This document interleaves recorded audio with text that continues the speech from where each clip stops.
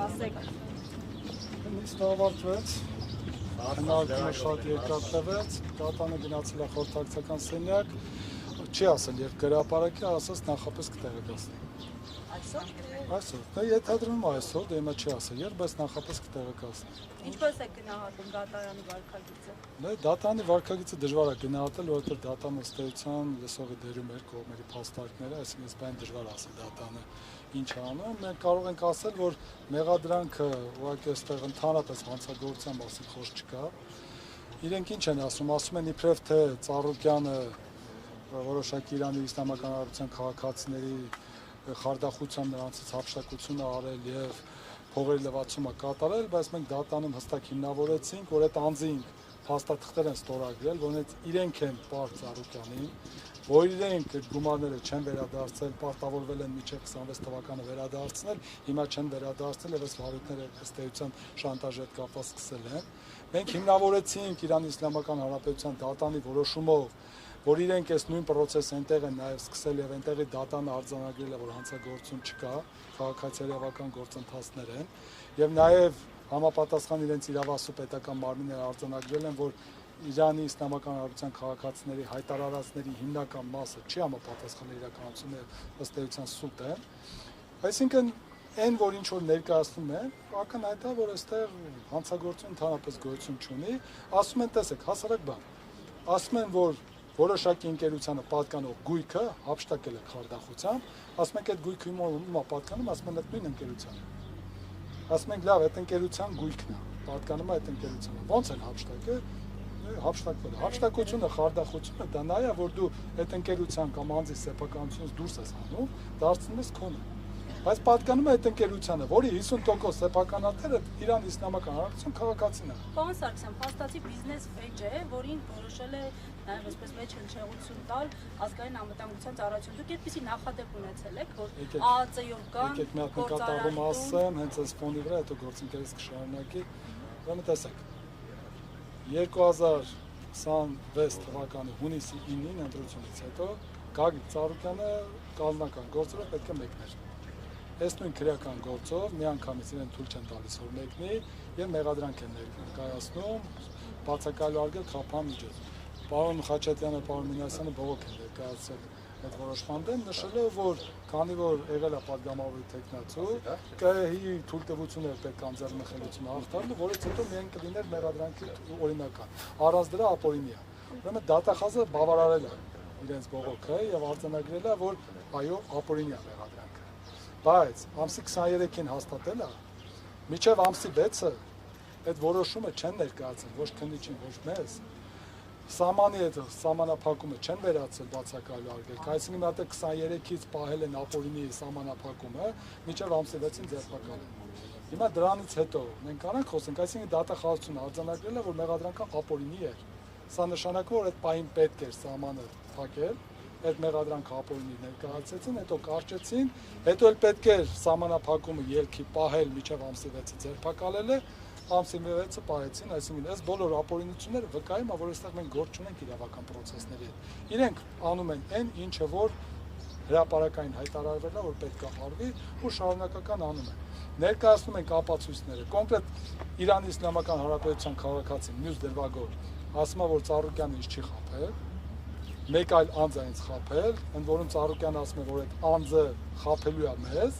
ասում է ես ասացի չէ, ոչինչ թող աշխատի։ Հիմա իրանք ասում են չէ, Ծառուկյանն է խաբել այդ անձի հետ միասին։ Այդ քաղաքացու տարերեսում է եղել։ Այս բանը դեռևս ոչ։ Հիմա դուք տեղեկություն ունեք Իրանի քաղաքացին Ծագումով ադրբեջանցի է թե ոչ։ Նման տեղեկություն չունեմ։ Պարոն Խաչատրյան, հավելեք դուք մանրամասնեք ձեզ այս պահին գործի հիմքերի մասին ինչ տպավորություն ունեք եւ մասնագիտական առումով ինչ նկատառում։ Տեսեք, պարոն Սարգսյանը մի քիչ ավելի բարի գտնվեց, ես կասեմ, որ այս ստատական նիստի ընթացքում մեղադրանքից քարը քարին չի թողնվել։ Նման փուչ մեղադրանք դժվար է պատկերացնել նման գործով, եթե նույնիսկ այս հետապնդումները պետք է կազմակերպեն, պետք է մի քիչ ավելի լուրջ մեղադրանք մտածեին, որովհետև այստեղ կարծում եմ հանցագործության դեպքեր չկա ու ավելին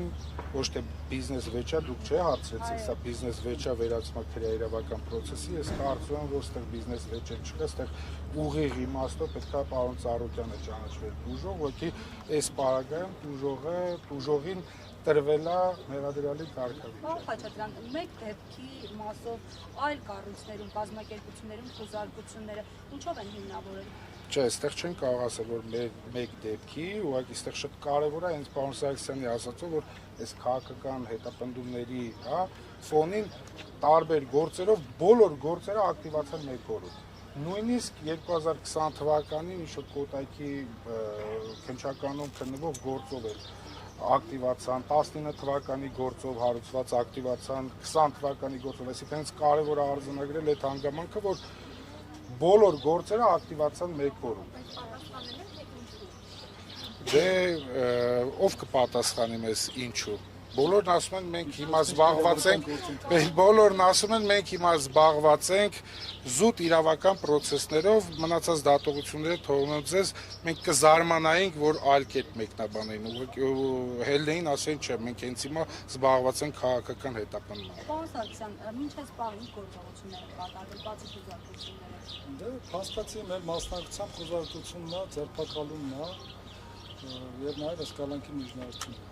Այսինքն որպես այդպեսին իրենք բազմաթիվ գործողություններ ունեին անելու հատուկ չի կատարվել, որովհետև ինչ անում են, երկվում է մեղադրանքը։ Նոր է դատանում մեկ այլ անձի ցուցմունքը պահանջեցին, ներկայացրեցին եւ ամբողջությամբ նորից մեղադրանքը հետ։ Դեք ինչն է մեր մոտ խնդիր ստեղծում։ Մենք այս նման process-ներով շատ ենք եղել, այդ թվում Ծառուկյանն էլ է այս ամեն ինչի մեջով անցել։ Բայց հետեւյալն է, էլի Իրանի Իսլամական Հանրապետության դատարանը վերջնական որոշմամբ հաստատում է, որ իրենց քաղաքացիների գրածը սուտ է, որ այստեղ խարդախության հանցակարգ չկա, սովորական գործարար հարաբերությունները, Հայաստան Հանրապետության իրավապահ համակարգը ասում է չէ, նույնը հանցագործությունն է, խարդախությունն է, եւ մենք պարագայում, երբ որ նաեւ կա նրանց դեմ տրված հաղորդում, դա ընթաց չեն տալիս, սովորական վիճակով շատ դանդաղ քննություն է, սա մի օրում, երկու օրում sense հրատապ քննությունով, այսինքն ակնհայտել, որ առիթ էր պետք Ծառուկյանին կալանավորելու համար, ձերբակալելու համար, ինչ արվեց, այսքան։ Միջանկյունից այս մի օրում այս քննությունը sense որ կատարվում է զուտ մի բանի համար, որպես պարոն Ծառուկյանին բերեն դատարան ու պարտադիր ունենան կալանքի որոշում, որովհետև հիմա կազմված է քննչական խումբ, գործը հանձնարարված է քննչական խմբին, բայց այն գործողությունները, որոնք պետք է արագ կատարվեն քննչական խմբի կողմից, ասենց օպերատիվ կատարվեն, որ օբյեկտիվ իրականությունը մի քայլ շուտ բացահայտվի, որ այդ գործողությունները, որը որ պետք է հրատապ կատարվի, չի կատարվում, որ հիմա դատարանում գան մեր գործընկերները, պնդեն, որ դեռ նախնական փուլա ժամանակ է պետք, որ այս անենք, այն անենք, որ փորձեն դատարանում տպավորություն ստեղծեն, որ բազմակողմանի քննություն դեռ պետք է կատարեն։ Ինչ քայլեր պիտի արվեն, որոնք չեն արվել, խնդրում Դե առնվազն ես այս պահին չեմ ցանկանա թվարկել, առնվազն պարոն Ծառուկյանն էլ մենք էլ պահանջում ենք առերեսում մի շարք անձանց։ այդ թվում Իրանի քաղաքացիների։ Իրանի քաղաքացիների, այդ թվում նաև մեր հակընդդեմ հարցման իրավունքը ապահովելու համար, որը որ ժամանակ չլինելու պատճառով այս պարագայում, այս մեկ օրվա օրի ընթացքում չի կատարվել, այդքան էլ ճիշտ, որովհետև ըստ էության, բայց քննչական խումբ էր գործում, կարող են այդ բոլորը կատարել հենց ընդամենը ժամերի ընթացքում։ Այս պահին չեմ կարող թիվ ասել, բայց քննչական խումբ արդեն նշանակում որ մի քանի հոգի զբաղվում են նույն գործով։ Մեղադրող կողմից 3 հոգի։ անունները կտրուկ։ Անով չեմ։ Այսքանը շնորհակալություն։ Հարվածնքերին հարկելի մտեղ, ամեն լսում էին